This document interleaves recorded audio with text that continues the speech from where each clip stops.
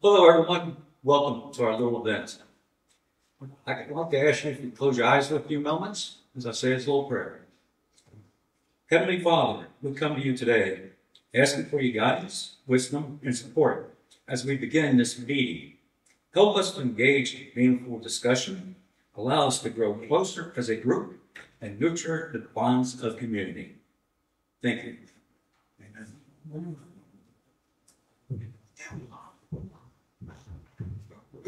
Good morning. Rick Mabe with the Hope Institute and We Care Partnerships Network. I want to welcome you all. I want to thank all the vendors for coming. And I really want to thank Shay and Don for all the hard work they've done to bring this thing all together. Be joined by Dr. Keith here in a few minutes. This is a very important task we're undertaking to eradicate this epidemic. So I want to thank you all for coming, and let's get to it. Thank you.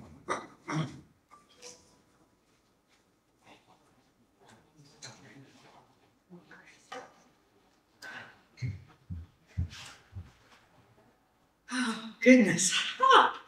Greetings, welcome. Thank you all for being here today. We're so excited to have the inaugural event of Ignite the Spark to Eradicate Suicide. We thank all our vendors, we thank everybody, and I just pray that anyone who sees this, whether it's live here or the recordings, just pray that everybody who's been touched by suicide can find healing in their heart and can learn about all the ways that we can start to prevent this from continuing as the horrific silent epidemic that it is. So thank you all. We appreciate you and enjoy our program.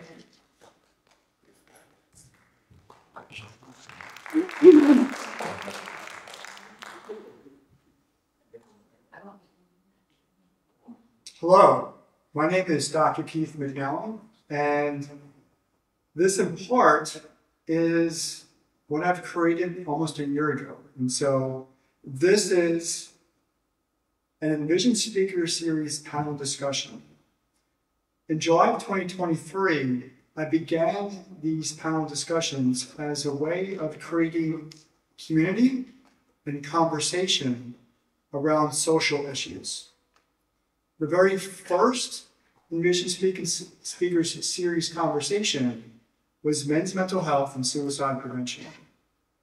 Since then, it has evolved to this. I do want to thank Sheyenne Kreamer, her husband Don, and Rick Mabe, and everybody who has been a part of the evolution of these conversations. This specific conversation, as we all know, is around suicide. And although that's a very touchy and sensitive topic, my focus is to create a safe space where conversations around suicide can actually take place. The reason for this, I'm a suicide survivor. As a Marine who has faced combat situations and is now diagnosed with PTSD and depression, I've made 5 suicide attempts in my life. The last one being in 2021. At that time, I knew it was pivotal and important, but for the very least, I've got a 14-year-old daughter, to stay alive. But not just stay alive, to change everything about my life, because at some place deep inside, it was important. I just needed to figure that out. All of our panel members are going to share their own story and why they're here today. So what I want to do is kind of give you an idea of how this conversation will take place. At first, I'll go from left to right to the podium and have each panel member introduce themselves, why they're here, and the value that they bring to this conversation. I'll give them all 2 minutes. And then from that point, we'll begin the conversation. Tammy, can we start with you? Yes, good morning, everyone. My name is Reverend Tammy Johns, and I'm a minister here at Unity of the Triangle. and I'm an ordained interfaith minister. The reason I'm here is because I am an Army veteran who has had some trauma, as well as I am a suicide survivor. And you'll hear a little bit more about my story a little later. What I'd like to bring to the conversation is that taking away the stigma of suicide and mental health issues, because it's really important. It is quite the epidemic out there. And also when we find our connection to spirit, how that can help us get through challenging times. And specifically, while we all struggle with this, I also have a purpose of sending this message of getting rid of the stigma in the African American community, in which there is a lot of issues about getting help, because that can sometimes get in the way. So I look forward to participating in this panel discussion. Thank you. Thank you. My name is Dorothy Kreamer, and I am a nurse. I am a mental health nurse, and I have been for many years across the generations. And I'm here to tell you my story. I'm a survivor of, well, suicidal ideation, but I want to give people hope. There's hope out there. There's help out there. And I think everybody needs to be encouraged, no matter what they're going through.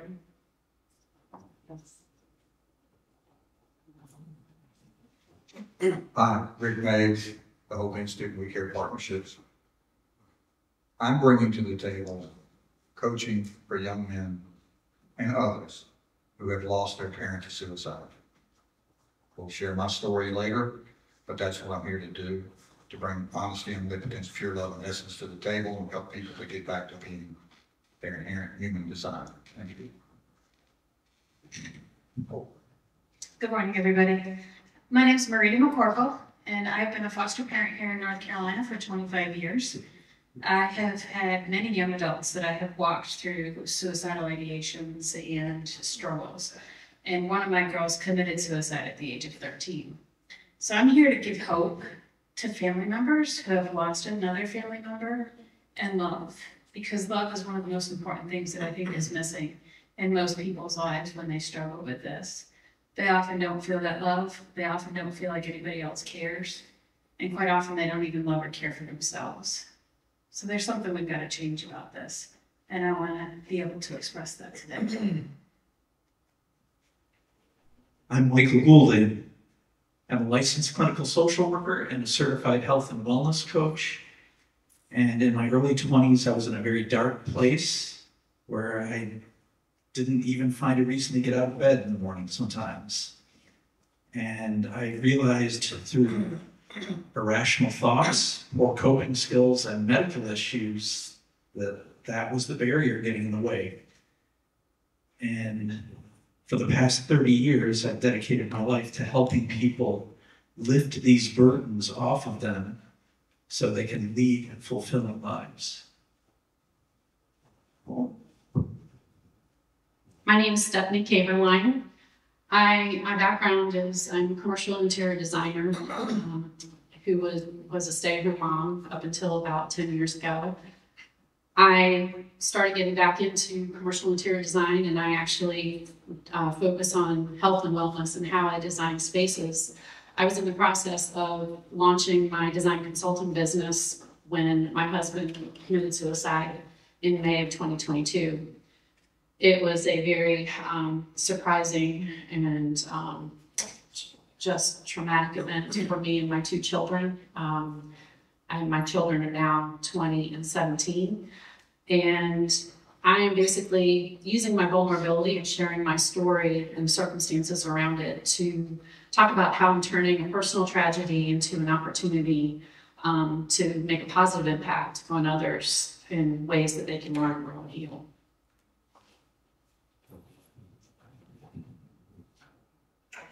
My name is Martin Grossman. I'm a success coach by trade. My passion has been helping men, and in 1995, I went through a divorce that led to a very deep depression. And the only thing that really kept me alive is I didn't want my parents have to face that I had taken my own life. which led to me starting a men's discussion group, which led to writing a book on it, led to me volunteering on the White House Council, proposed White House Council on Boys and Men, may never occur, and a commitment to understanding that one of the key things is most of the suicides are still men, and how infused in our society we are blind to the pains of men. And all you have to do is think of comments about women and negative comments about men and switch the roles, and you'll realize how blind we are to it. And I became good friends with Tom Goldman. He has an excellent book on it, The Way Men Heal. And I'm here because I want to continue to bring awareness to what I believe is young men today have a higher chance of suicide than ever before. Some of the numbers are 10 to 14, 60 to 70% over girls 30 to 40, adolescent 15 to 19, 70 to 80% over 20 to 30 in girls. Young men 75 to 80% versus 15 to 20 in the 20 to 24, and then overall basically 75%. This is an important issue, and I believe what happens with young men is we have less support for them, and then what they do is they either lash out or they lash in. And this is part of an important conversation I want to be part of. Thank you. The first thing I want to do is thank everybody who is in our virtual audience. Thank you for joining us. The second thing I want to do is thank everybody in person. I know coming out on a Saturday morning to a church may not be the first thing on your list, but I do appreciate it. And of course, I want to thank everybody who is joining me in this conversation. So Tammy, I want to start with you, if that's okay. And then from there, I want everybody to kind of join into the conversation as they feel it's appropriate. Can you share your story, please? Your story around suicide. Yes, absolutely. So it was years ago, and I was living what many people would call an ideal life. I was living with my lifelong partner.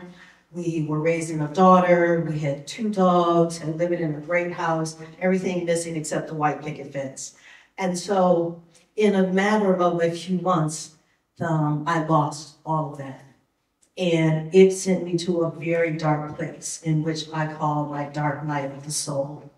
And I suffered with depression and some PTSD by being an Army veteran already. And so that was just some compound trauma around all the loss and the grief. And what I found is that going through that dark time, I felt like I did not have a purpose. And I was feeling so much loss, and I didn't know where to turn. And it's not that I wanted to die, I just didn't know how to live. And I think that's why a lot of people, or some people may come to that place in their lives where they think, I don't know what to do next. And that's where I felt that I just wanted to take away the pain, and I wanted to get away from grief. And so I decided to take my own life.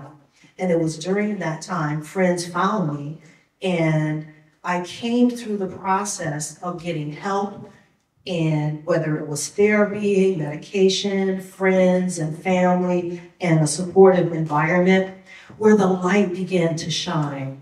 And I felt God had a purpose for me on this earth.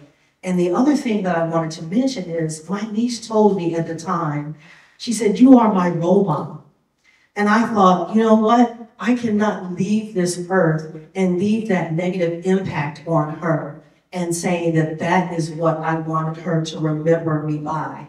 So sometimes it is reaching out to others and telling their story, and also letting people know, letting other people tell you the impact that you have on their lives in order for you to get through this very dark time. And I have, as I mentioned earlier, I went on and I lived, I found my purpose in life, and I am ministering to others on this path. And that's what I want to share with you, that there is hope out there. And that seems to be a very general understanding of what's going on with all of you today. More than one of you has mentioned the word hope. in your own space that's very, very important. Rick, I know hope is not only a space, but it's also an acronym. What does hope mean for you? First, let me turn the microphone on. Oh, can you hear me? Okay, there we go. Hope for me is a process. Honestly assess, omnipotently connect, pure love, and essence. We bring those three inherent design pieces together and live those, we can find our essence and be loving, caring human beings. We've gotten so far away from hope that now we have to work to get it back. And so that's what hope means to me. And it came to me in 2013 when God and I were having a chat. And he told me hope. And then right after that came 4 words: the honesty, the omnipotence, the pure love, and the essence. And from that point, I wrote a book called Hope Your Essence Navigation System. I started CoachRick.Vision, coaching young men and others for grieving and suicide. And we'll tell my story. They can tell my story now. Let's give Stephanie the opportunity, if she would, she has a microphone, to kind of share her space, because when her husband died, there was really a strange and awkward impact in this really scary situation in her life. Stephanie, you found hope somewhere. So briefly my story is that my family all went through getting sick with COVID in the fall of 2021. And my husband went through a job change and was still suffering from after effects of being sick with COVID. And so when he changed jobs in early spring of 2022, one of the conditions for him getting his new position was that because his company held federal contracts, they had to show 100% proof of vaccination. So we had not been vaccinated as a family, and he went in and got vaccinated for COVID to comply with his new company's requirements, even though he was never going to have to leave the house and was going to be 100% remote, never going to have to travel. 3 weeks later is when he took his own life in our home with me and my daughter there, and it wasn't in front of us. We found him hours later, but it was completely out of character for him. And when I say that, he and I focused a lot on personal development, health and wellness, and how we did life. So the hope that has come from that whole experience for me is, coming out of that experience and feeling like my life was 1,000 puzzle pieces all over the ground, and I didn't even know what the picture was supposed to look like, has now transformed into, the pain of and the transformation in the 2.5 years almost since he's been gone. You have to believe that the pain that you're going through is preparing you to become the person that you need to be for yourself, but also someday for somebody else. And your pain is going to transform you to serve in a new way. I speak that from experience, and that is truly what keeps me going. And using my journey to serve brings me hope each and every day. Thank you. I want to go to Maureen and have her share your story, and then move to Martin. So, as a foster parent, I have a lot of young adults and a lot of kids that come through my home that are often struggling. I had a young girl, her name was Priscilla, and at the age of 12, she was looking for a forever family. She had been in a foster care system for 7 years. She came to my home. She was given the opportunity to go to 3 homes to find her forever family. I was the first one she came to. She went home after that weekend and said, I don't need to go anyplace else. I want to live with Miss Marita. And so about a month later, she moved in with me. Well, in North Carolina, she had to be under my roof for 3 months before we could start the process of adoption. Her father, who lived in Arizona and had not had anything to do with her life for 7 years, found out that she was being adopted as well as her sister. And he petitioned the state of North Carolina to get his 2 daughters back. Priscilla adamantly expressed the fact that she did not want to go back, that she wanted to stay with me. However, she was forced to go back to her dad, and she committed a suicide less than a year later. It is one of the hardest things that I have ever been through. It's that moment where you want to give up. You want to say, I don't need to be here for anywhere else. I wanted the kids, I had my kids that were in the home. They weren't adopted at the time. And I called my social worker and I'm like, I can't do this anymore. But yet here I am, 14 years later, still serving this population of kids. And giving them that place of hope, that place of love. I have a young man, his name's Jeffrey, who's now my son. He lives in Texas and he's a truck driver. And my relationship with him started by him expressing suicidal ideations on Facebook. And I reached out to him and went and helped to counsel him in the moment. I didn't know him that well, but now I call him my son. And his life has changed because he has a family that has shown him the love. He has people around him that has given him that hope. And that's what we need to do. We need to be able to love and embrace individuals when they're going through these moments. Quite often we're afraid of it because we don't know how to respond. But they don't know how to respond either. And they just need that glimmer. They need that feeling of hope. And so my thing, like I do, I think of different things. There's moments I drive through town and I see, you ever see those trucks that have the big back end? The wheels kind of stick out. Well, Priscilla always called them chipmunk cheek trucks. So I'll get those chipmunk cheek trucks the moments. Or my daughter and I, my daughter knew her very well, will come up and just lick me on the face because that's what Priscilla did all the time. She'd just come up and lick you on the face. And so that just gives us those moments of hope and that moment of joy that we need. Martin, thank you. Martin, can you share your story? And then Doreen, I want you to jump in after Martin. When I think of hope, I think that something else must be brought up, and that is purpose and meaning. And the thing that got me through when my practice marriage ended and I went in a deep depression was the purpose of staying alive for my parents. And a lot of excellent topics on love and hope and understanding people is important to consider, but sometimes you need to take a stand on something that may not look like just love. And I want to tell a story of a friend that I heard was considering taking his own life. His daughter was a teenager, and I knew that if I just told how much I cared about him, it wouldn't get through to him. And I attempted that, and it made no difference. And he thought if he took his own life, his daughter would get a nice life insurance policy and be taken care of. And he figured out how to do it to make it look like an accident. And I told him, if he took his own life, I would guarantee his daughter would never get that money. And I'd stand up in court and prove that he had done it. And that's what stopped him. And my love and caring and concern in words would have made no difference with it. So sometimes love and compassion has a fierceness to it.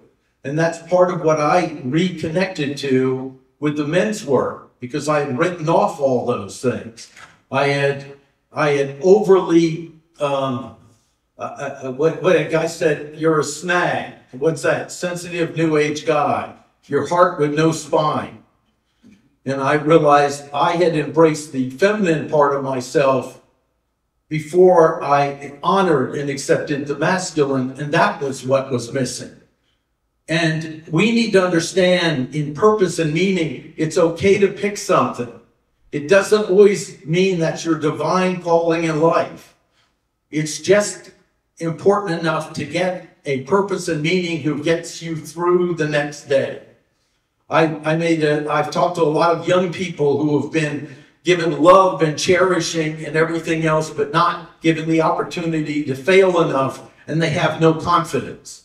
I made a t-shirt that said, if your life's boring, it's because you're boring. Life begins outside your comfort zone. So I believe a long part of hope is about having the fierceness to take a stand and speak up for someone in difficult times and difficult ways. And I believe my friend would not be alive today. In fact, we had the president of the Men's Center commit suicide, and he was surrounded with light and hope.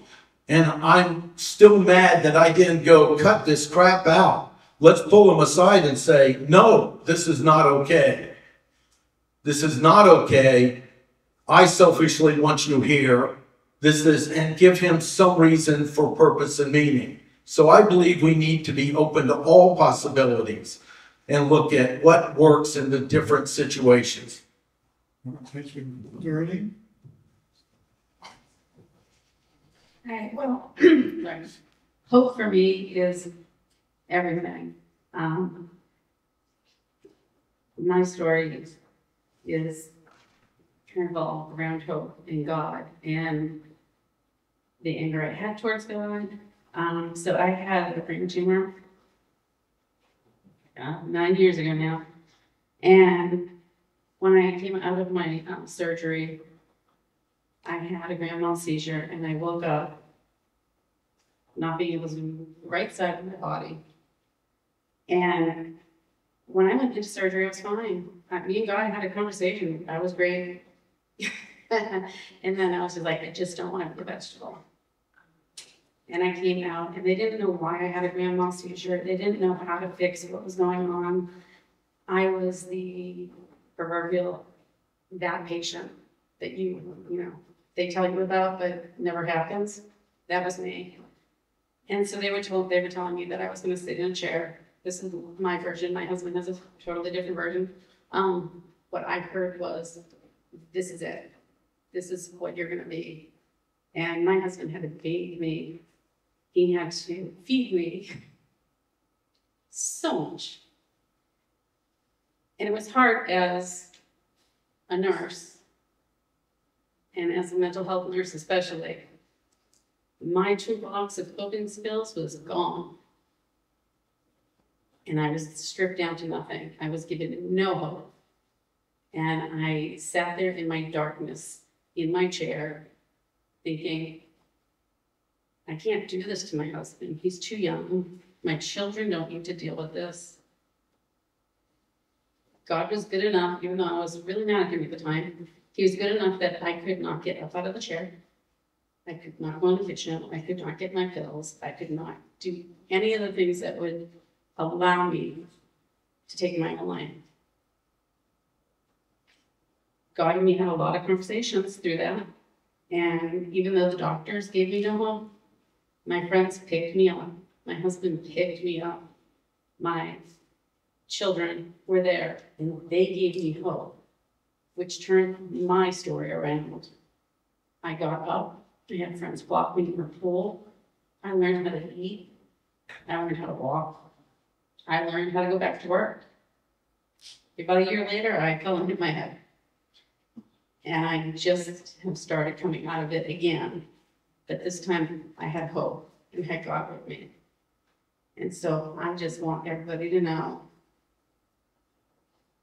that there are people out here willing to help. There is hope. Thank you. Mike, what's your story?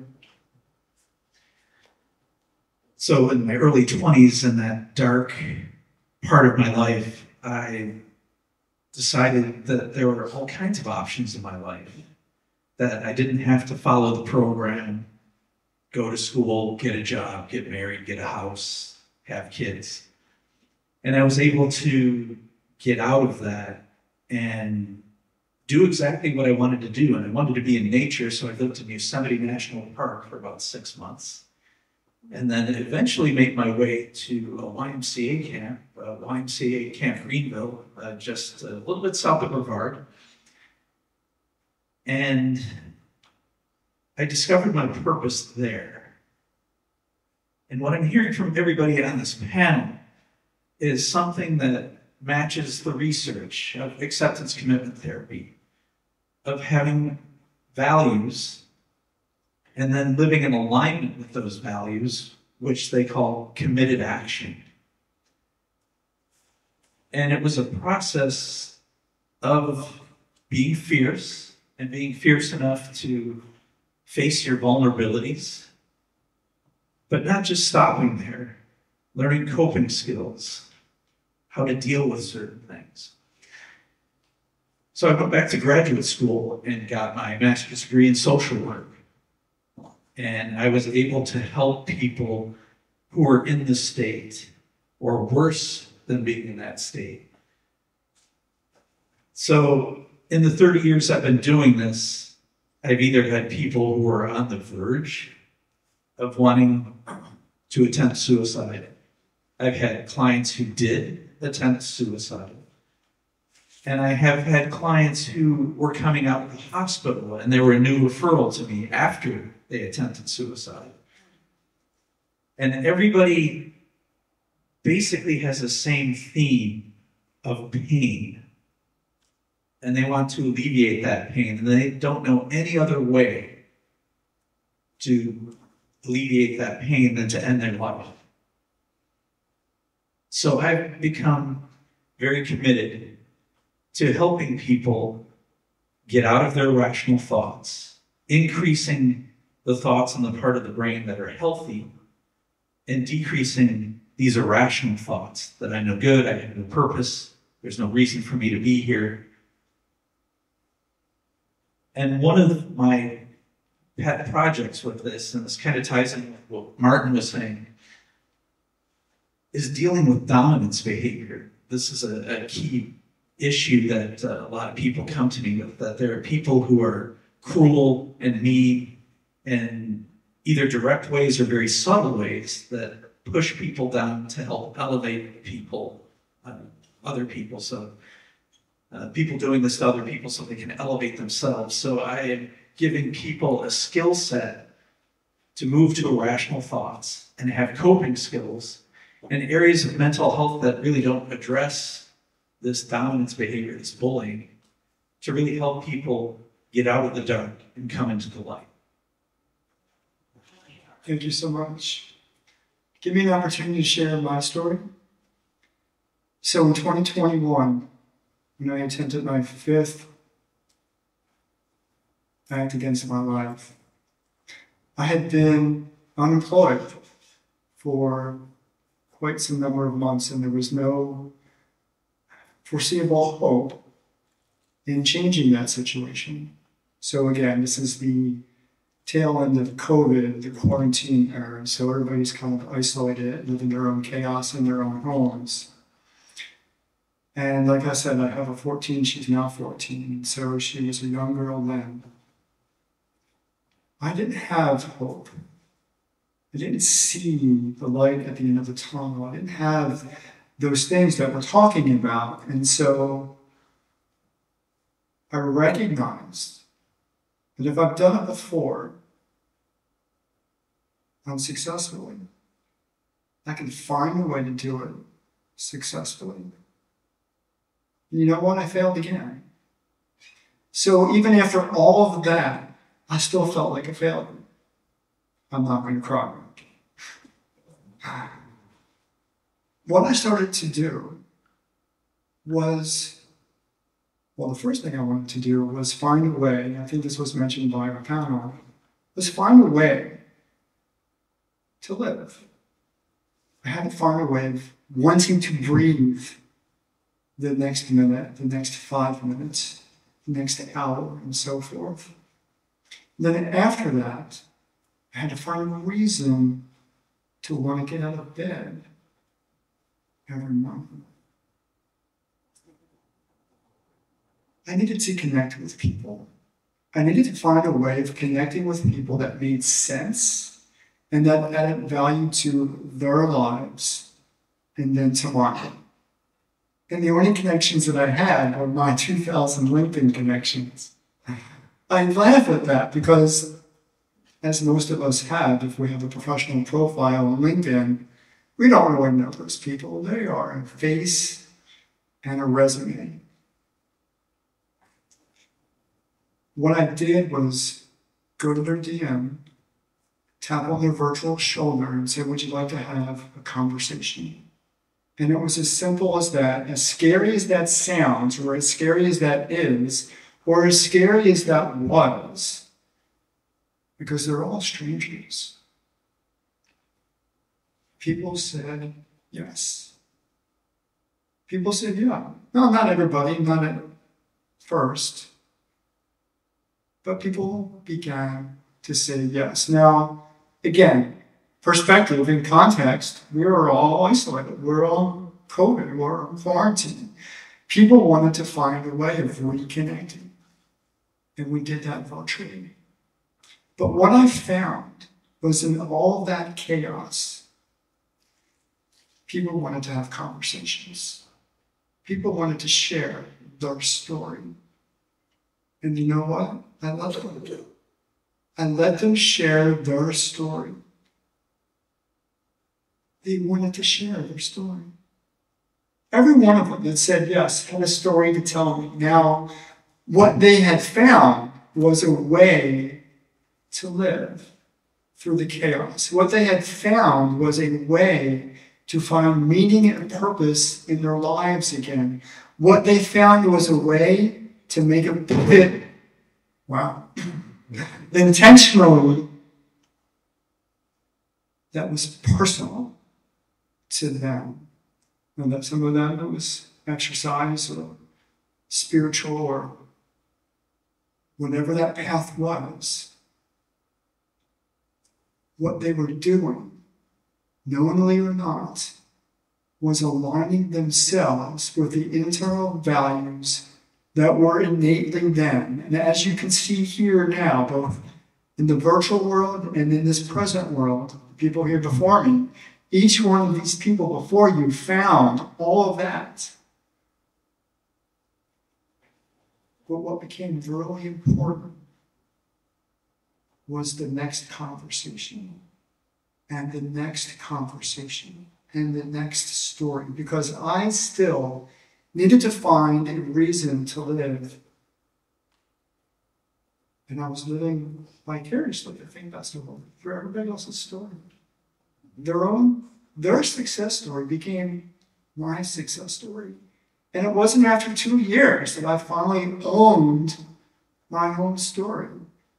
I owned the fact that I made an attempt against my life. I owned the fact that I made 4 other previous attempts against my life. I owned the fact that I wanted to connect with people, because for me, it was the loneliness. It was the emptiness that was inside of me.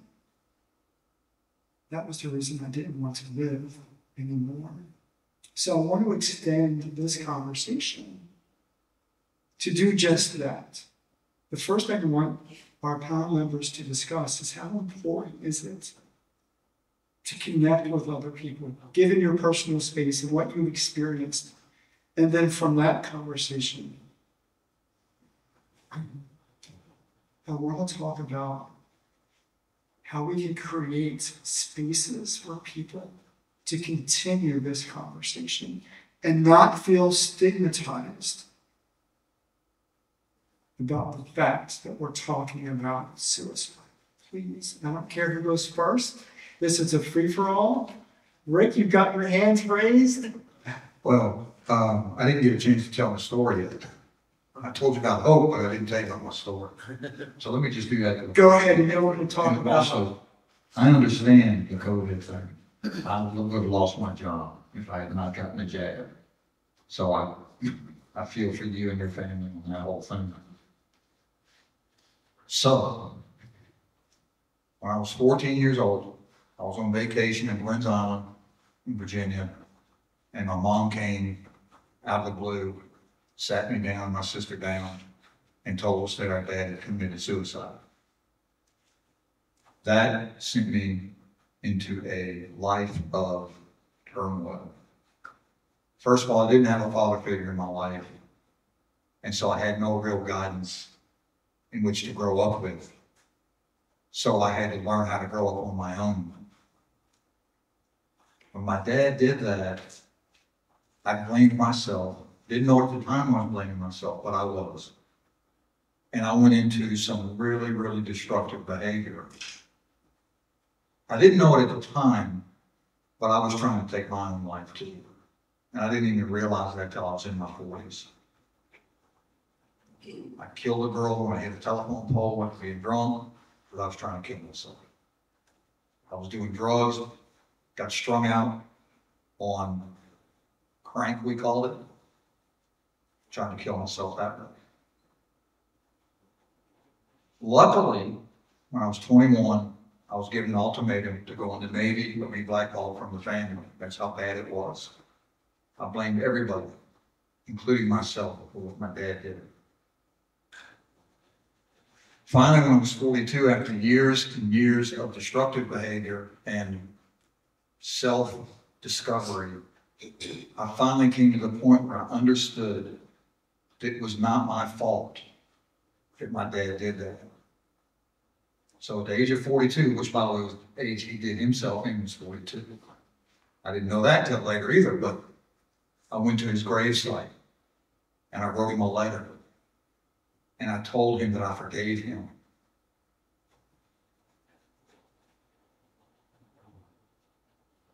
I'm not going to cry. Now, let me ask. And I told him that Right? I was not going to let myself do the same thing he did. And that's how I raised my family, was with a steady, steadfast support for me and my family, my kids. And my kids are great now. Thank you. I want to say, I've been jokingly saying that I'm not going to cry because I want to facilitate the conversation. And let's be real with the people who are watching and listening. Crying is okay, even for men. So we just need to be flat out with that. Rick, thank you so much. But I do want to continue the conversation as we can, is to talk about what it really means to start building a community of people around you and your family, so that we can change how we feel about ourselves and our circumstances, because that became really important to me, Stephanie. I want to talk about that a little bit, because that's been one of the guiding principles for that Chris and I used when we raised our children, was the value of in-person connection. We did not, we were very close as a family. We did a lot together as a family regularly. Both my kids, who are now 20 and 17, aren't really on social media. They see the real value in in-person connecting. And I'm proud as a mom for that. The way that it came out so Chris was an agile coach. He was in the technology world. And during COVID, what pained him a lot was not being able to meet in person with his teams. His teams really, they just took a lot away from his one-on-one meetings that he would have with them each week. He would talk to them not only about what their work goals were, but their personal goals as well, and how to incorporate all that together to bring meaning to what they were doing in the workplace, but as well as taking that home with their families. And we had a strong marriage.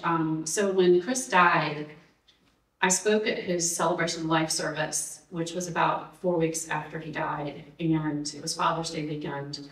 I told our pastor I had a lot to say, and one of the things that I talked about in my speech at that service was the value of in-person connection, how we needed to be able to read each other's expressions and be in the same spaces with one another. There's an energy that comes from being with one another. That service was recorded and sent to his workplace up in Massachusetts. And a few weeks later, talking about LinkedIn connections, one of his colleagues reached out to me through a direct message and said, "Thank you for saying all that you said. I watched the recording. I have been struggling with my own health issues after having COVID, and I've been contemplating taking my own life. And what you said has inspired me to work on myself and my health and fight back." And that meant a lot to me, that I could reach somebody like that. And I guess that was the start of my journey in understanding that how I can relate to people and share my story and be vulnerable out in the world, face to face, in person, not necessarily, throwing it out there, but inviting people by listening and really just promoting connection. I have had all kinds of people find me, approach me, talk to me, and just creating a welcoming environment is something that we need more than ever in today's world. I started a nonprofit. I'll talk a little bit about that later as we get to it. I'm calling it Liberty Oaks. It's basically on my farm, but one of my missions with what I'm doing with that is promoting in-person connection in real ways where people can have these conversations and have it be a safe place. Thank you. This is a free conversation now. Tammy? Yes. What I'd like to say and really touch on that we've all been talking about is connection and conversation. What I found for myself as I was going through my dark night of the soul, as I called it, as I mentioned earlier, is that people looked at me and said, "You're so strong. You can get through so many things." And that in itself can create a barrier because you feel like, okay, I have to live a certain way and I have to uphold a certain image. And it is okay to share our stories. It is really important to share our stories and create a sense of community because then people know they are not alone. Because I felt a loneliness, I would go out and whether I was going to work or whether I was conversing with friends, then I would go home and sit in the dark space of my own home and be alone. And that is what I want to share with people is that when people are going through experiences, let them be able to talk without the stigma and saying, well, pull yourself up or you'll get over this or you'll get through it. Meet people in the space where they are so that they are comfortable and feel like sharing. I'm in a lot of pain. Maybe I just don't feel like I can get up the next day, or I just don't know how to take the next step. And there is a story about someone, there's this story that goes around, I don't know if I'll get it all correct, but there is a person walking down the street and they fall into a hole. And then a minister walks by and says, okay, how can I help you? And then they throw a Bible or whatever sacred text is down in that hole. And someone else walks by and says, come on up, and gives them a ladder and says, just climb on up. But then there's another person who walks by and jumps into the hole with them. And they are able to help them climb up that ladder and climb out of that hole. So whether you've had your own experience or whether you know someone else who is going through that experience, just be able to meet people where they are. Because what I'd like to bring into it now is ignite the spark. We have within us our own divine light, and we are part of a greater divinity. And God has for us a purpose in our lives, and we just need to be able to have that opening to be able to see that purpose. Can you thank me, Mike? I want to reach out to the skeptics or the people who are reluctant to share their feelings or reach out to other people and talk to you about the science behind this. And just a little, bear with me as I give you a little lesson with this, and that there are two brain functions that are afoot here. One is the fight, flight, or freeze, what we call the limbic system. And this is where we get all the bad, irrational thoughts. Thoughts like, I got into this myself, I can get out of this myself. I need to handle this for me. And it's not true. Part of it's true, yes, personal responsibility and facing your stuff, absolutely. But there is another function, and that is called the executive function. This is about problem solving. This is about seeing things rationally and objectively. This is about taking a big problem and having the ability to break it down into small bits. It's also the part of the brain that reaches out to other people and recognizes other people or empathizes with other people. And when we expand our network, we increase the activity in that part of the brain. When we add words to what we're experiencing, words like shame, fear, hurt, helplessness. When we articulate those, we actually increase the activity in that part of the brain and we begin to feel better. Proven over and over again, and there's a lot of evidence with this in the different modalities of treatment. We have acceptance commitment therapy, we have cognitive behavioral therapy, we have dialectical behavioral therapy, and we have critical incident stress debriefing when people have experienced critical incidents of death or loss, something very traumatic that happens. These are all modalities in training, and the theme comes up over and over again. We're increasing this executive function over here. Now, this is not to discount the spiritual aspect of this. I am a member of Unity. I grew up Catholic.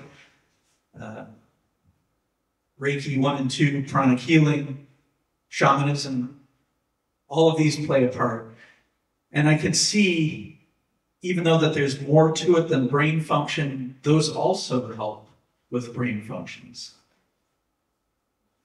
And I just wanted to add that and reach out to people and people who are reluctant to get help. We mentioned men and their reluctance to be vulnerable.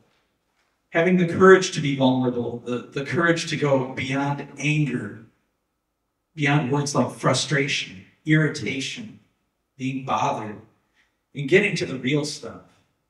That really hurt me. I feel really helpless in that situation. And reaching out to a person that you trust, or reaching out to a professional that you can trust, and making a real difference in your life. Well, I think Mark. I remember being in therapy and a therapist who wasn't trained in the unique way men grieve. I was breaking down, emotion and tears, and he said, "You really need to get more in touch with your feelings." And I looked over, this was during my practice marriage, at my wife then and saw disdain. And I told the therapist, if I do this at work, at IBM, I'll lose my job. And he said, "Oh, this is important to get in touch with your feelings." And so I realized that what I've learned since is for many men, we haven't been stuffing good times in those closets, but grief and shame and sadness. But we also need to be realistic about the world, that we have to find safe places to express it. And that was something that wasn't taught to me in the therapeutic world. And the importance of understanding how influenced we are as men in being shamed. At IBM, I'd locked myself in the closet because I couldn't stop the tears, because I had started to open the closet door where I'd stuffed them all and they kept pouring out. And my therapist at the time goes, "Oh, this is good. They need to accept it." "No, I'll lose my job." My wife at the time looks disgusted. And this is important, that we don't discount the unique things, that men may grieve differently. And I remember Robert Bly saying that we go from, when we go into depression that can then lead to suicide when we don't do the grief work. But the grief work of men may look different. And I'm going to tell a brief story of a friend of mine whose father died and his wife was a nurse, and I was the more emotional of the two of us. And she said, "He hasn't grieved his father's death." And I said, "Yes, he has." And she says, "No, he hasn't." And I said, "What's he doing in the backyard?" I said, "Well, instead of grieving his father's death, he's been landscaping the backyard and transforming it." And I jokingly said, "Yeah, I'm from DC, and I didn't even recognize the backyard when I came in." And then I said to her, "Where did he play with his father the most?" And she said, "In the backyard." You see, we need to have room for men to grieve by doing, not always feeling. And that's another way we have to start honoring and recognizing how we shame men, isolates them more. And I've been in a business men's group, and one of the guys kind of drifted off. I go, no, I smell he's isolating too much. We need to go do something together. You see, not always expressing feelings is the doorway out of this. Sometimes we need to have permission to do something. And I think that's an important point that needs to be considered and recognized. And it's not talked about enough because we have some fear if we do something to help men and boys, we'll take something away from women. When in actuality, we're taking lots away from women by not acknowledging the unique difference of how men grieve. Thank you. I do want to add, and I'm going to give you an opportunity, is that we create that safe space in order to express ourselves. Yeah, that's actually, I think, an important factor for me as a caretaker is how do I create a safe space for the individuals that come into my care? And for some of them, it's really challenging because they push and they're not always the nicest to us. But it's important for us to not take things personally. I'll give an example of one of my young men. His name's AJ. He started a relationship with me, and he didn't want anything to do with me at the beginning. Like, he'd show up once in a while, but he wasn't willing to commit to be in the home with us. Eventually, he came and he stayed with us for a little while, but he'd always go kind of incognito. But there'd be those moments where he'd reach out to me, hey, Mom, Rita, you know, and you could tell he just needed that hug, that even if it was just over the phone or however it may be. And over the years, he's had a couple of those ideations where he's called me. And one thing that I want to say is I have not been afraid to call the police if I'm not able to get to that young adult or that person in the moment. You can't be afraid to call the police because what you're doing is trying to protect them as well as yourself. And they're trained to help and not always take the young adult or the person that's struggling to the hospital, but they have different things that they can do to help process it. But it's important, I think relationships that we talk about are important. And being able to not take things personally as to how they're expressing, but yet at the same time being able to provide that safe place is so important. And I think another thing that's really important is those as caretakers, that we too develop community around ourselves. Because it's not an easy space to be in. It's not an easy space to feel like we're pouring out and that there's so much that we have to do for individuals, but yet we don't have anybody there to help fill up our empty places when we pour it out. And so it's important for the community to come together as a whole in order to really solution this. And if you look at today's environment and all the bullying and things like that that are going on, and our young adults, our kids don't have any place that they feel safe to truly express those things. Martin's talked about the young men especially. They just don't feel a safe place to go and talk about the struggles that they're having. I know growing up, I didn't feel like I had a safe place. I've been going through stuff about that lately, but we've got to be able to learn how to open up safe spaces for individuals. I do appreciate that. Does anybody else have something? Rick? I was mad as hell. I was angry that things happened the way they did. I had no safe space. My mom tried counseling. My mom tried Big Brothers. It's very important if you're a parent to find a way. And thank God my mom did. She's the one that saved me. It wasn't a counselor, you know, no disrespect. There's good ones and there's bad ones too, and all and everything, right? And I just happened to get ones that weren't so hot, some weren't so healthy. And I also had big brothers that weren't so healthy either, just after my mom. But what saved me was my mom became a very spiritually connected human being, and she learned about something called the child within. What I now call in my work the essence. She taught me and coached me starting in like 1988. And it took several years to come through identifying my child within, because they're in all of us. Just so everybody knows, everybody has a child within. And when that child speaks, you have to listen. You have to follow what your child within is telling you. My mom taught me exercises about how to go into a meditative state and how to drain the poison from within me through my child within. And I got to the point where I could actually feel the oozing in my pimples, my third eye area. And I was amazed how much my life changed. And when I finally came to the realization that I am worthy, I was on a mountain hike and I met God. That's when I received this beautiful power of love, energy within me. From that point on, my life changed. And I was able to pull up my socks, as they say, and move on with my life. I have 6 kids, I got 11 grandkids, everything's been great, except for that one spot that took me till I was in my 40s to be able to overcome. That's all I really had. But I love you all. Purely, purely I love you. Thank you. Great, thank you so much. Given all of our stories, given the understanding that we need to connect with one another, and now appreciating the fact that a safe space is needed to have these conversations, let's talk about that. What does that safe space really look like? What does it look like for you?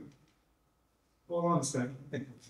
What does that look like for you? And then how do we, individually, now as a group, start facilitating that safe space so that we can have these conversations? And as Martin said, remove the stigma that's associated and the shame that's associated with this idea. Let go. So there are times to let yourself be open in safe spaces, and there are times that are not. You know, if you're, I joke with my male clients a lot, you know, if we're standing in a field and people are throwing rocks at us, we're not going to turn to each other and say, you know, I'm really hurt and disappointed that these guys are throwing rocks at us. You know, that's not the time and place to do that. The time and place to do that is in the presence of someone that you trust. And I have a diagram on my desk, and it has an outer ring that says facts, it has a ring that says thoughts, and in the middle it has one that says emotions. And these are the 3 levels of trust to figure out and assess on your own, you know, is this the person I share this with? And the first level of facts. And this goes into taking action, this goes into being more dynamic about this and not just, you know, releasing this kind of thing, but also actively assessing. And the first part of this is, do I trust this person? Do their words match their action? Do they take ownership of their mistakes? Those types of things at the very factual level. And then that gives you the cue that it's safer to move to the next level of sharing your thoughts, opinions, and ideas. This is all the cognitive stuff. And the red flag there is if someone discounts or dismisses or makes fun of your thoughts, opinions, and ideas. So if somebody says, oh, you like that? Well, okay, I guess to each his own. Well, that's not a safe environment to do that. But if somebody says, you know, if I don't agree with what you're saying, or I don't really like that, but please tell me why you like that. Well, that shows an interest in me, and even a greater interest in me, because they're putting their selfish needs aside and their ego needs aside to tell me or ask me and show an interest as to why I like this. And then that is a green flag to share my vulnerable emotions. Sure, it's easy to share anger, disappointment, and things like frustration. That's the word I hear the most. But, you know, the words like, I'm really ashamed. I really feel inadequate. I really feel hurt. In saying these, again, that activates the healthy part of the brain, the or at least healthy in this particular circumstance. You need the other limbic system to survive, but it makes your life miserable. When you have the executive function, when you label these things, it frees you up and increases that brain activity. And then you can share your vulnerable emotions. What the red flag there is, well, maybe you just need to man up. Suck it up, buttercup. Life is tough. Those are the red flags. Or something very dismissive. Well, I hear what you're saying, but I'm the kind of person who just kind of pushes past things, and I just kind of move forward with my life.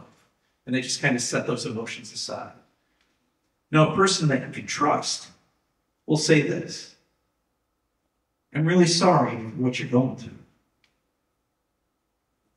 And I want to tell you that you didn't deserve that. And I am here for you. And I will go down into the well with you and help you out of this. And then that makes a very fertile ground to start taking the action steps, to start looking at the coping skills behind that. And this is what I've seen over and over with my clients that has really helped them to reach out, to trust, and use that part of the brain. Because if you're interacting with other people and you're also helping them and you have a friendship with them, that gets you beyond your selfish survival needs and into the part of you that wants to help others as well. Thank you. Thank you. Go ahead. So I've had the opportunity to have multiple conversations in the geriatric population very recently about this. I go to the table. My mother has this breakfast table. Now picture it, there's like 10 people around this table. They rotate, they come in and out. They all talk. They all listen. Then they go away and nobody gets their feelings heard. Everybody gets to express what they're feeling. So I bring up suicide. And you know, they all listened and they all have a story. And they all came to me individually to tell me what's going on and what's going on in their community. There was a man that he came to the community with his wife passed within 6 months, and he was left in a community he didn't know. And he was hurt and he was grieving and he didn't know what to do. And this community that they live in did not do anything. Makes me very angry. I'm a very big advocate in this facility, but I just, just have conversations with people. We're all people. It doesn't matter if the person next to you is an executive and you're not. They're a person. Reach out. Just say, how are you? And mean it. You'll be surprised at what you get. Agree. Anybody else? Tammy? I'll just share briefly. So as we started having the conversation around, the eradicated suicide, and I knew that I had my own story, I looked within myself and I said, am I ready to tell my story? Because there is the shame, right? And so if we can get to a space where people don't feel ashamed on any actions that they may have taken or how they are feeling, I think that can create a really good safe space where people can have these conversations and say, I don't feel like going on. The pain is so great in my life that I just can't take another step. To be able to have someone reach out and say, yes, it's okay. I'm going to be right here with you and you can talk about it. Because what I realized within myself, when I share my story, kind of like the point you just said, everyone has a story, whether it's themselves or whether it's someone else they know. And the more we begin to spread that circle and let people be able to talk and listen, then we will be able to eradicate this epidemic, because it is really a painful place for people to be in order to step out of that. Thank you. Yeah. I just want to say, in all my work over the years around workplace wellness and design and what I know about health and wellness, one of the things that that I've learned and studied is the innate connection that humans have with nature. And I believe there's a profound healing power in being in nature. I've experienced it since the loss of my husband on our property. We have a pond, we have lots of wildlife, we have fields. Our house sits about a quarter mile back from the road. I have spent countless hours walking around my property, sometimes 6 to 8 miles, just going around and looking at nature, calming my thoughts, calming my mind. We talked a little bit about the power of meditation. That, I tell people sometimes the situation that I've been through sometimes feels like I have 1,000 tabs open in my brain, like a computer. And just calming the chaos, being in nature is a way for me to be able to do that. And I think that's of really high value especially in today's world. And there's a trust that comes in the predictability of the sun rising every day and setting at night. And I don't think that I can underscore that enough.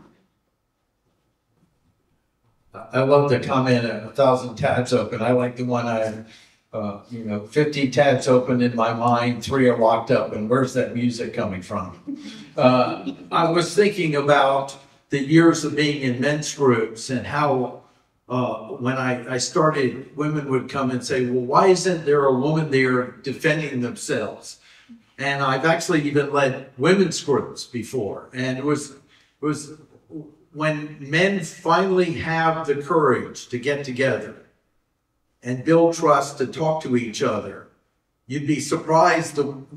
It's usually not complaining about women.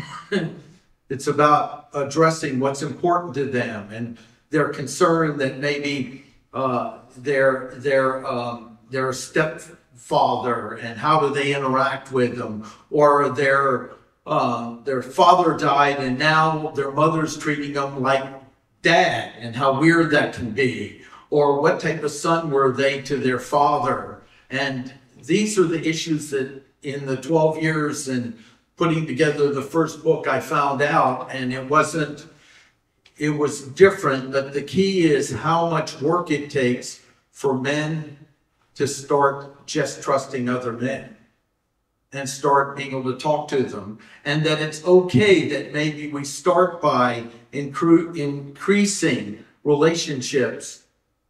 We go for a walk, or like you said, a hike, or play golf, or for me, go to the range with somebody. That's my relaxation. And having these conversations is understand society doesn't realize how much work it is for men to get in a safe enough place to be just among men. When I went to the first men's weekend, which was called the Sterling Men's Weekend, the guy said, if I stick with you for 6 months, I then want you to go to this men's weekend. And he did. And I remember one time he didn't call me. He was a mentor in business. And he said, I broke my word to you. I didn't call you. What should be my penance? And I jokingly said 50 push-ups. And he put the phone down and he said, guys, count it out. He's with his men's group. And I heard a guy at least 10 or 12 years older than me doing 50 push-ups. I was then terrified because I realized now I had to keep my word and go to a group of men exploring life. And I had no idea how afraid I was of it, and how afraid I was of being judged. You see, women don't usually wake up and ask, am I woman enough? But men do have a conversation, am I man enough? And it's okay to have that conversation. They don't have to just completely embrace something different. It's okay to be fierce, but find the right time for it. In fact, if you aren't, you'll probably become passive-aggressive and more violent than lashing out. And that's what I learned is that safe space for men, we need to realize, look around. Most of the men's centers have been eradicated. If you try to raise money for men, forget it. I've been volunteering for a proposed White House Council for Men and Boys. They'll never hear it in Washington. Look, start noticing how we have very little tolerance in this area. Boys are playing video games because it's the only place left for them to win. You know, when I went to high school, we had, instead of Ritalin, we had recess, and we went out and almost killed each other several times a day, and there was room for that. We don't have room for that anymore. So we're creating an army of young men that will be lashing out more or lashing in, I see, at a logarithmic rate until this change. And you say, well, what about, why aren't men standing up for them? Because if you speak up for men in business, your career could be over in a heartbeat. Just a heartbeat. It's actually going to be mothers that say enough is enough. I've had so many mothers come to me. I had my friend write the book called Helping Mothers Be Closer to Their Men. They go, I know how to fight with my daughter, but I have no idea how to interact with my son. And I said, Tom, you must write this book. And even then, I'll give women this book and they'll not read it. I'm still trying to figure that one out, but complain about it. To understand there is something different. And until we start turning around and seeing this, I remember when I had to embrace the masculine in myself to see other men. It's hard to understand. But now I look and can see other men. I can see younger men. And they can tell. This is hard work. This is not touchy-feely work. This is fearful work. This is warrior work. And we need room for that to create everything we're talking about in this meeting today. Martin, well, I want to say, Martin, thank you. And at some point, we're going to have to come back, maybe not today, of course, but talk about masculine and feminine energies and how that kind of works. That's not the place for this conversation. I do appreciate it. Rick, I know you've got something. I do. I think, Martin, you've got something. I'm going to let the two of you go, then I'm going to say something, and then we're going to continue. All right, Martin, I've got a proposal for you. I will work with you to help build these men's groups, to help get these men to stand up, because I need them. I do not cherish being a man like I should. I was bullied. I was raped. Men have been awful to me. And that's why I turned to my mom, I think, for her mentorship. So this is very, very, very important to all of us men to be able to do exactly what you are saying and doing. And I want to join with you, however I need to do that, to help you raise funds, to help you set this thing up, and to help it become a reality. Because boys like me, there's boys in this crowd who probably need that. Thank you. Thank you. I promise you, commitment right now. I'm going to add one more quote. I really want to notice what you said is if we had the meeting only about women, we'd have fine talking about it. But once we make a distinction that leans towards men, feel the resistance, feel the uncomfortableness. That will reveal how systemic this is. And until we do that, we aren't going to have a solution to suicide. It's 70% to 80% male to 20 to 25% female. Thanks. Marie? Interesting space to be in the middle of here. Well, absolutely. I love it though. You know, one of the things that I think about, and you hear a lot of all of us talking about, is we all fail as humans. We all fail each other. We all fail ourselves. And the ultimate place, like one of my biggest things is the one thing that I want to express to every person that I come in contact with, and every young adult that comes across my threshold, is that they are loved. Not by me, but by God. And help them to develop that relationship with Christ, with God, with whatever you want to use to express that. And help them to find a place where that brings them comfort. Because my love, I just wrote a book, it's called When Our Love Is Not Enough. And that's because, you know, the love that I have extended to the 80 kids that have been in my home have changed every one of their lives, as well as mine. But it's failed them in so many ways.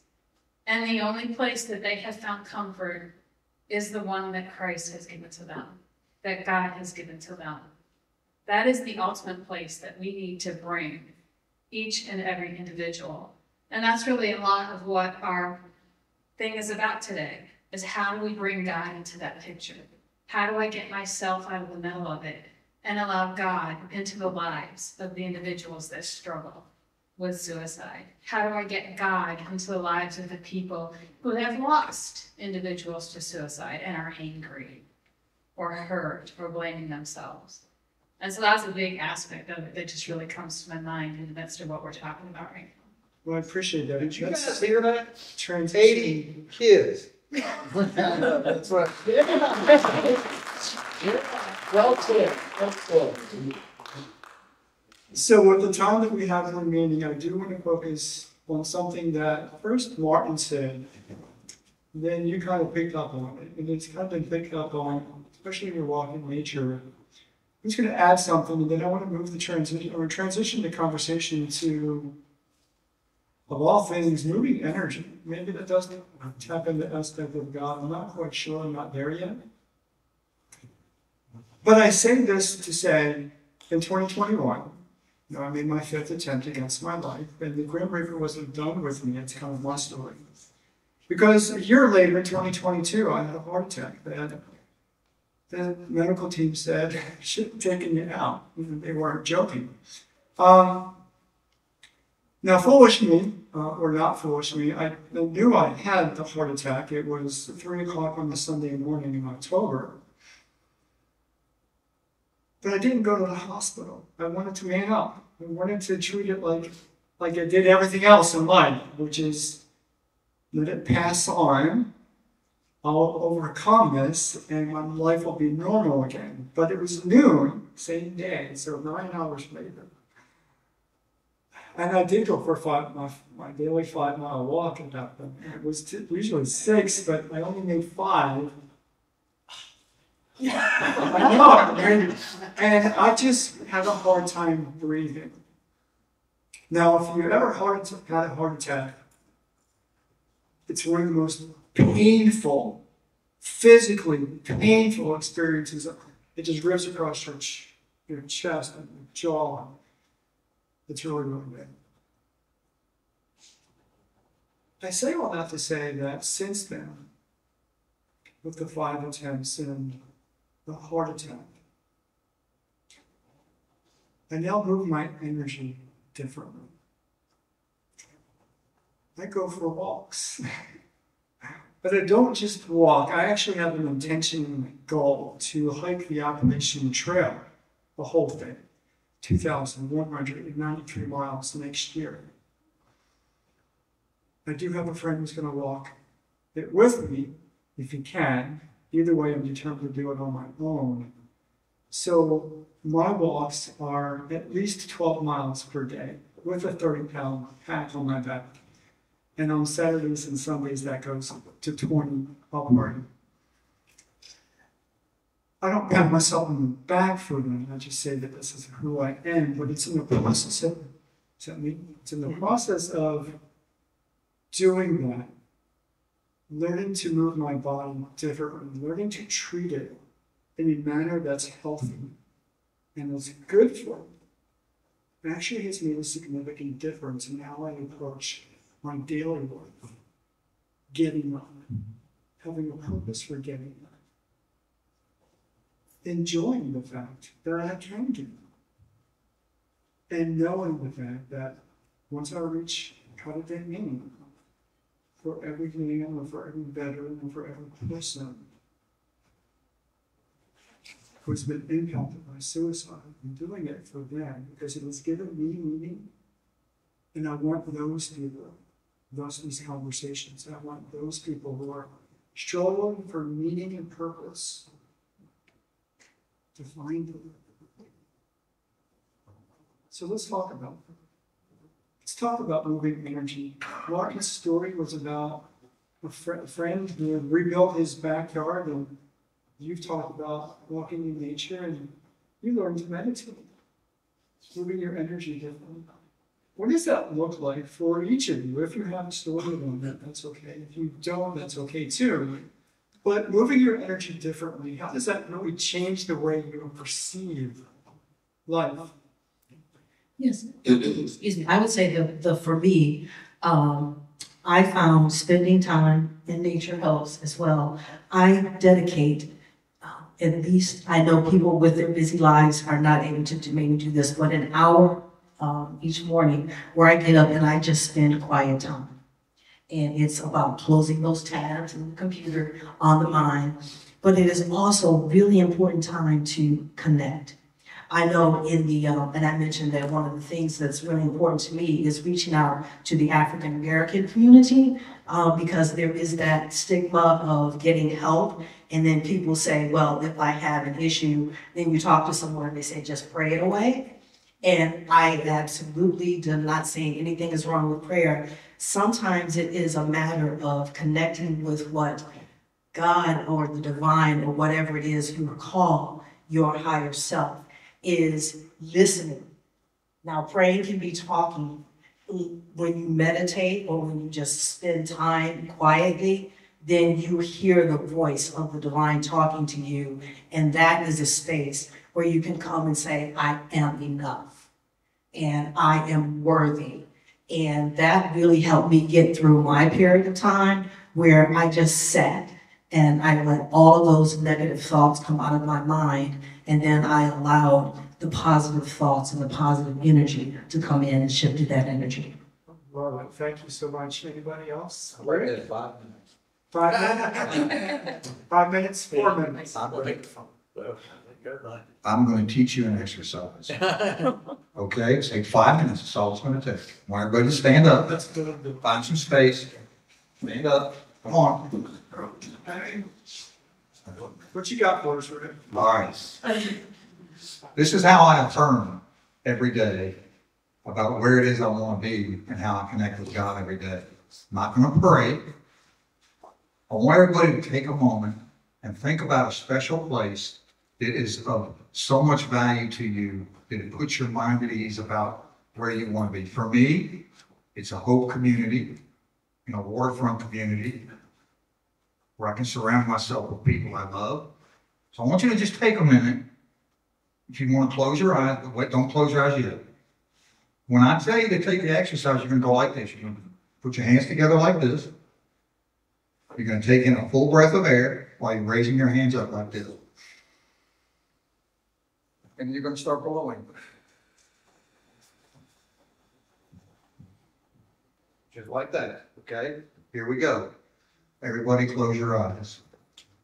Think about the place that brings you happiness, joy, prosperity, possibly even wealth.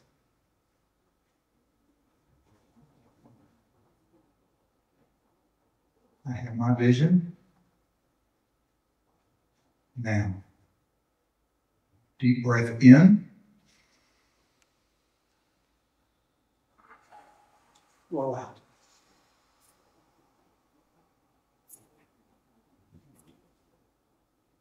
I want you to say to yourself, this is my peace. I'm opening myself to receive. In. Out. You expel all of the air out of your lungs. Again.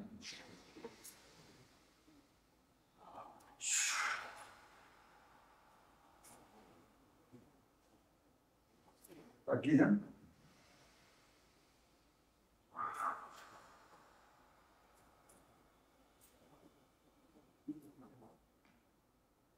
Do you feel it?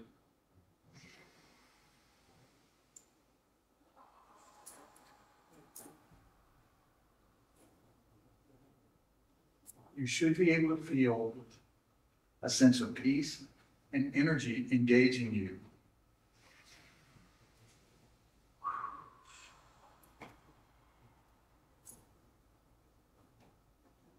Now, what you have just done is you've opened yourself up to your Creator, to what a lot of people call the Matrix, a lot of people call it the universe, a lot of people call it God, a lot of people call it Mohammed, a lot of people call it whatever.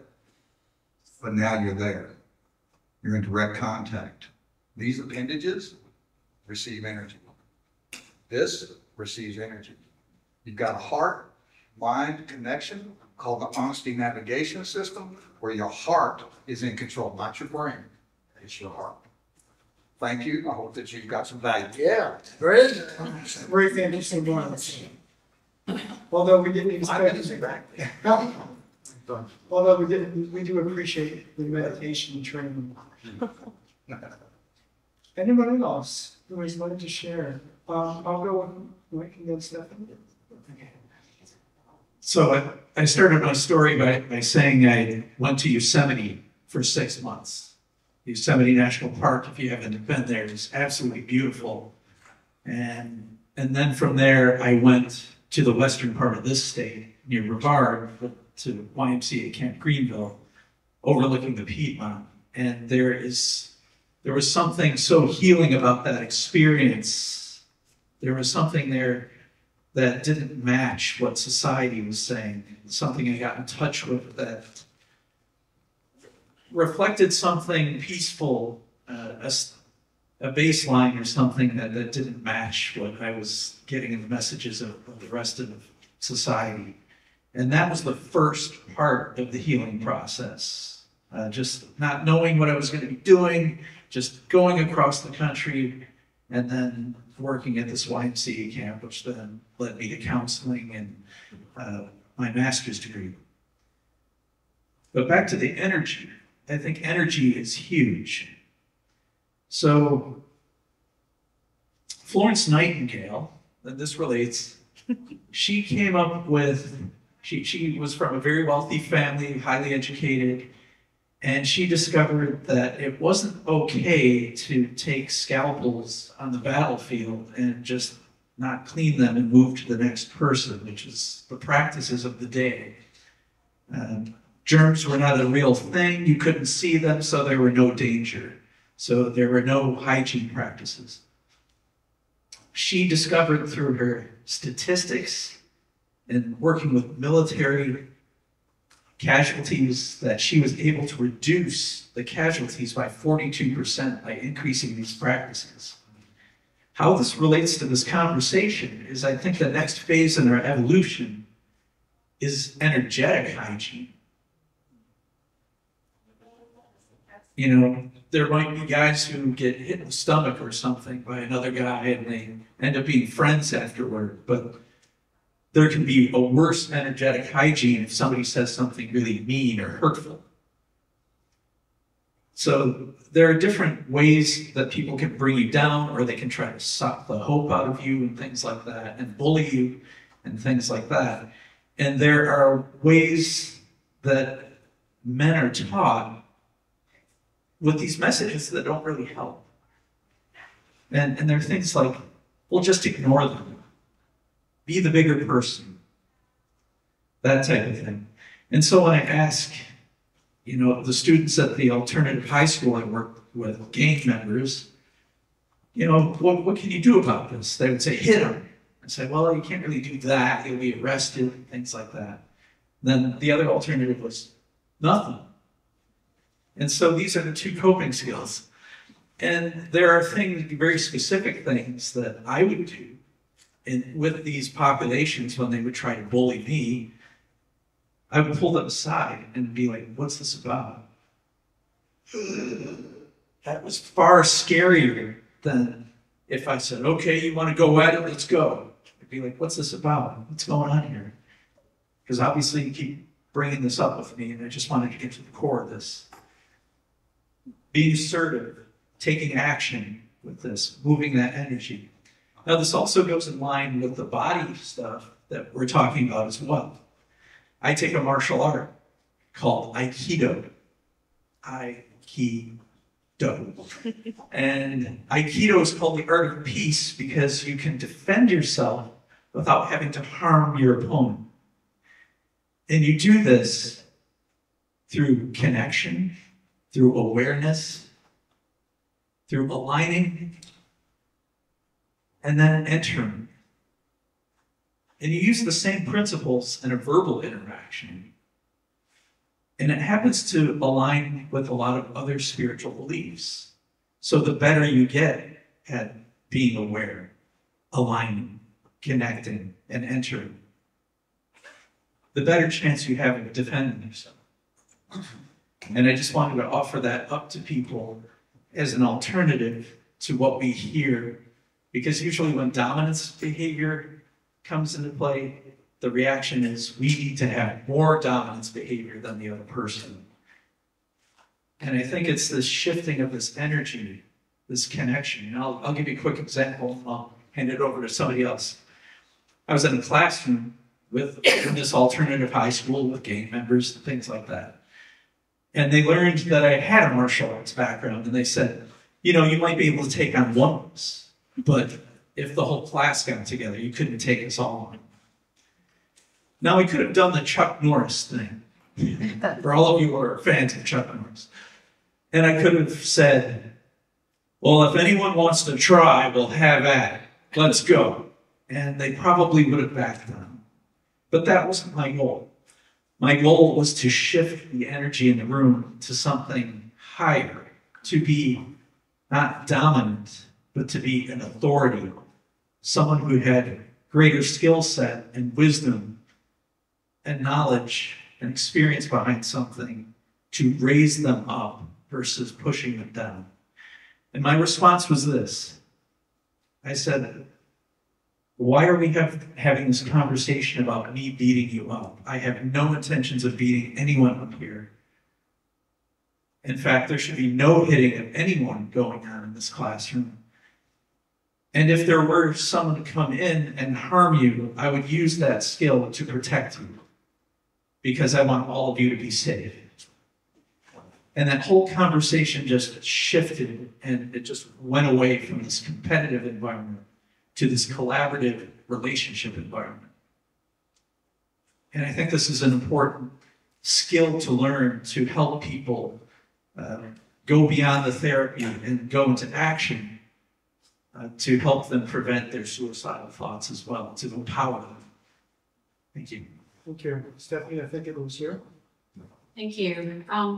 Getting back to energy, I've been a proponent of trying to manifest good energy for a long time. About 10 years ago, I had a freak health crisis and woke up fully intubated in ICU on life support. And my surgeon told me I was probably going to be there for about 3 weeks. I had been exercising and eating normally, and it was just a fluke thing. I was able to get out in 6 days, and that was really where I started realizing that what I put into my body and how I treat my body has a direct effect on my overall health and well-being. And well-being and wellness is all about, it emerges from balance. It's a series of small choices that you make every single day, from what you put in your body as far as food and nutrition to your sleep, to prioritizing what your relationships look like, to how you breathe and how you move. Those are all such critical elements that make up the whole balance of well-being. Wellness is, it's not a destination, it's a way of being. And I believe that you can profoundly change your life simply with self-care and learning how to manage that energy. Thank you so much, Martin. 2 minutes, Martin. Yeah, you got it. Meditation is one of the most valuable things that introduced to my life years ago. I got a transcendental meditation and took it. Before that, I would have to swim about a mile in college to be able to focus at all. This was pre-Ritalin or anything else, but I was very high strung. And I did a 10-day noble sit, which actually almost killed me in a humorous way. And what I learned about meditation was this idea of just emptying your mind is pretty ridiculous for most of us Westerners. That's something that happens about 40 years after someone's doing this. That it was really about sitting and breathing and witnessing my existence. And when I did the 10-day noble sit, my friend was a veteran who meditation helped him tremendously with his own PTSD from Vietnam. He would do like 30-day sits. And he told me this might be the most confrontive weekend, 10 days you ever have. And he was right.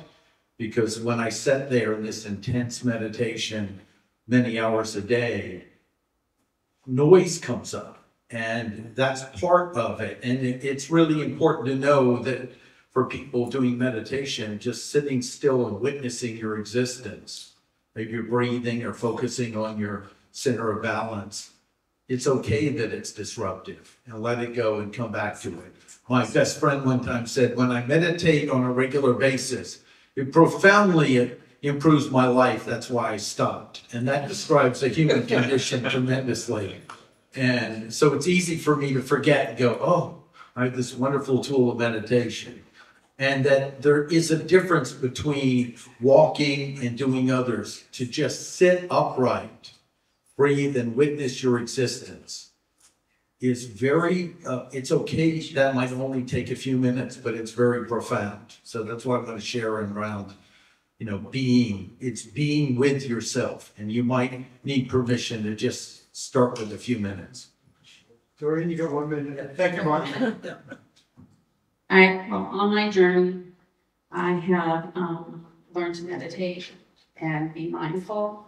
And in doing that, I have learned how to listen to my body, what my body is doing, and how I am that day, and how to calm myself in situations. A couple of years ago, you would never got me up here. Okay.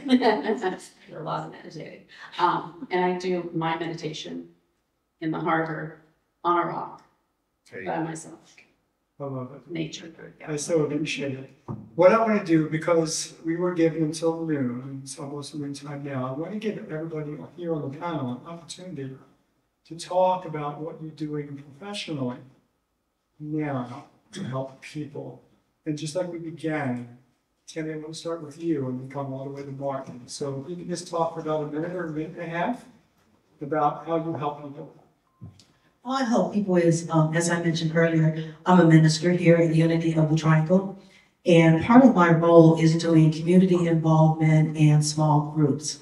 And as part of that, I go into the community and work with people who are, whether they are suffering or dealing with homelessness, or whatever kind of transitional living that they are doing. And I work with getting volunteers going out into the community. And then also small groups is a really important part of the work that I do here because it establishes connection between people. And you can be in a large environment and not necessarily feel connected. But when you get into a smaller group, I work with women's groups, LGBTQ+, millennials, men's groups. And it is a way for people to connect, build those bonds, and to be able to share their stories. And that is how I help people. Well, professionally, I'm not working right now. I'm taking care of my mother and living in a community that's not really mine. But in doing that, I am advocating for those people. I bring them information that they don't have. I try to help them further their lives and have the conversations like we're having today and getting that information to them on how they can get help. Thank you. Rick? 1 minute, Rick. Yeah, so I wrote a book called Kreamer's Navigation System, which is our guidebook to get back to the intrinsic design, the inherent design of us all, the hope, the honesty, omnipotence, and pure love lessons. We all have that. So I coach that. I've also started an We Care Partnerships Network with my great friends Don and Shay. We are going to carry this thing nationwide to help businesses to become more community conscious. Wait a second. What did I donate for the demo? I mean, yeah, Keith. Keith is a very important part of that story. Excuse me, my friend. So there's that. And the latest development is something called Oakgate Homes. And that is where we're going to be working together to purchase properties, to get people into affordable homes, and then to take other kinds of properties and develop communities of hope. That is the ultimate goal for us, is to get people into a space where they can be safe, where they can express themselves, and where they can get the help they need to be able to stand on their own 2 feet. What? Oh, okay, she's good. It's still my fault. Oh, I'm sorry. Oh. Should go Wrong leg. So we have an organization, nonprofit organization called In Our Shoes. We help young adults transitioning out of foster care. My husband and I currently have 6 young adults in our home, and we have multiple in the community. Jim and I have been married 7 years, and we've had 23 kids in the home in that 7 years. He's amazing. He's amazing that he joined my journey. He's standing right there, sitting right out there. Wow.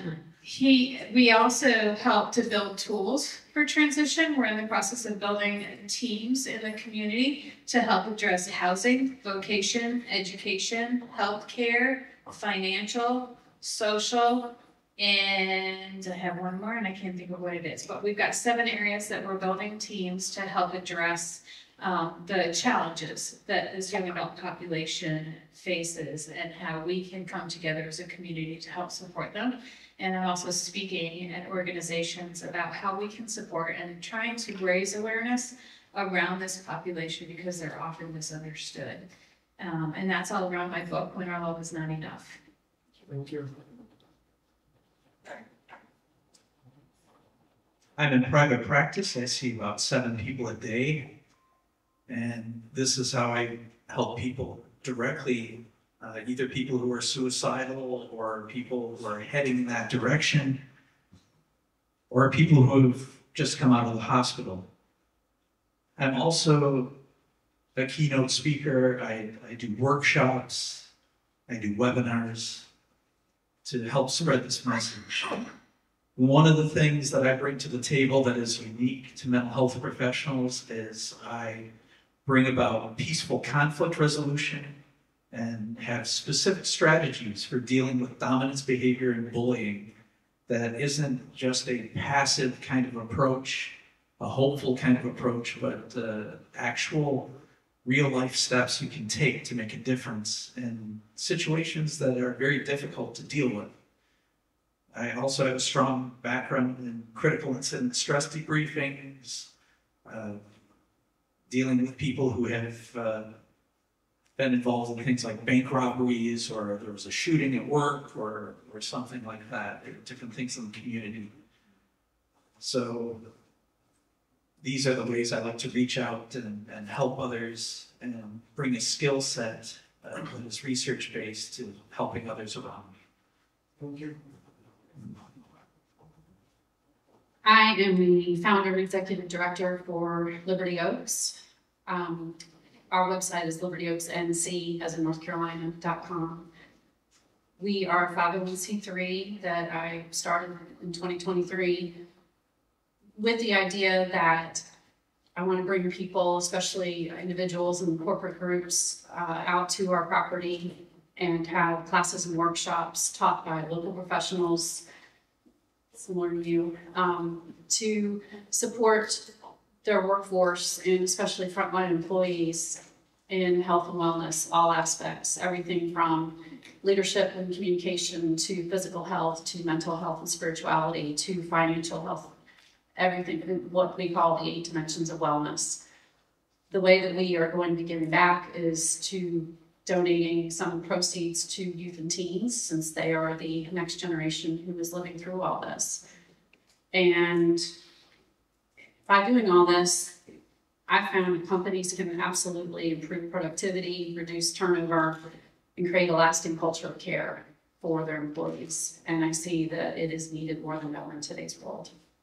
So libertyoaksnc.com. Thank you. Thank you, Martin. They started the timer for you, just a minute.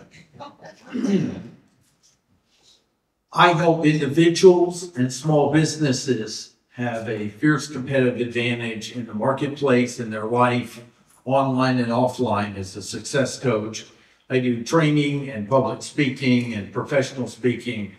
That's my livelihood. I have a gift in hearing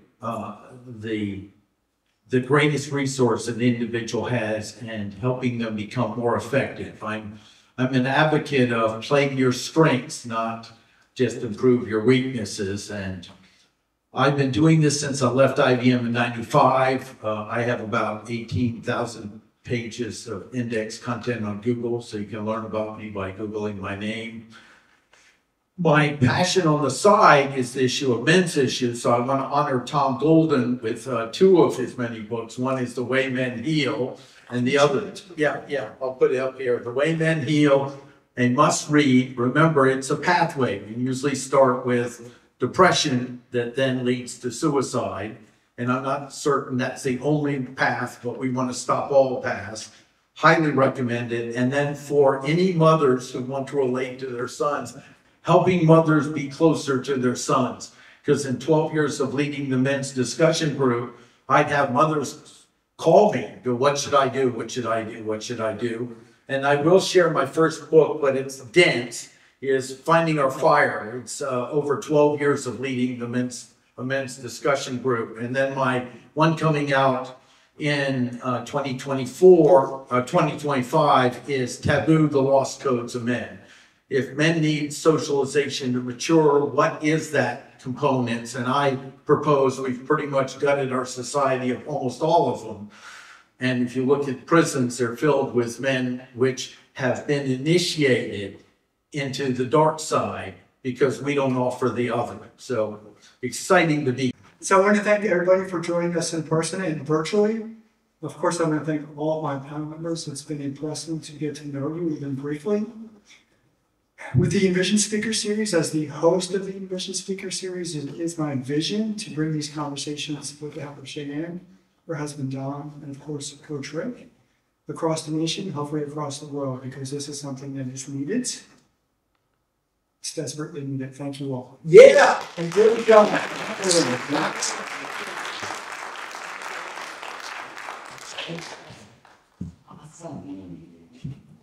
Y'all are an awesome group. Thank you, thank you, thank you. It has been amazing to listen to everybody's stories. I just wanted to make sure that I let everybody know about the other pieces of this puzzle, because this is we're really working to lay the groundwork for this to not just be a one-day event and that's it. Because we know that this problem is big. It needs a lot of attention. We're working on building a localized team here. We want to build localized teams across the country. So please do know, we do have a flyer in the lobby. If you haven't picked one up, please do. And in that flyer, across the hall here in the fellowship hall is what we're calling the wellness experience. And we encourage everybody to sit and speak with these incredible people that we have assembled over there, because there's so many ways that we can become empowered to be able to take more control over our physical health, our mental health, our emotional health, and our spiritual health. And these folks can give people ideas on how to do that. There is a listing here of 6 little brief seminar workshops that are going to go on in the classroom that is just off the fellowship hall. When you walk in there, it's towards the back on the right. And we took the pre-K classroom and turned it into an adult classroom for this afternoon. So please take a look at that schedule. And, our very first one up is Miss Nina Del Vecchia. And if there's anybody here who's feeling any kind of, emotional stuff as a result of what's been the conversation here, she's going to do kind of a post-panel group discussion. And it's all about whatever you guys want to talk about. She is a grief and resilience coach. And so she will kick us off at noon. And then we've got, all kinds of incredible people who will be in that room. So pick up your form and take a look at, or the flyer and take a look. And then I encourage everybody to look at the back of that sheet as well, because 4:30 to 6:30 this afternoon, we are going to take over the flowers field at Dorothea Dix Park. And this is an important part of this event as well. You've heard people talk about energy in different ways. And, we are energetic. If somebody has a heart attack, they use electricity to bring us back. So we are energetic, electrical type beings. And we're wanting to build the energy up there at Dix Park. And, you've heard people say, we're inviting God back into the society. We want help. We're asking for help. Teach us, what do we need to do to be able to save more people? And how do we build facilities like what Stephanie's building? How do we get these done? And so everybody can play a role. If you're just a prayer warrior, great, come and be a prayer warrior. But we are going to have a electronic form that people can fill out and say, you know what, I have this kind of skill set, I have this kind of talent, I could help out here, I could help out there. Because that's the biggest problem we've got right now, is too many people are sitting in silos with these incredible ideas, like you've heard some of them here, you'll hear more of them at the park tonight. We've got to come together, we've got to unite. That's why it's a beautiful thing. We're here at Unity today. So just want to make sure everybody is aware of all that, and there's all the information you need on these little flyers. So if you didn't get one, please pick one up in the lobby and let me know how I can be of service. Thank you from the bottom of my heart for all of you being here today. Great.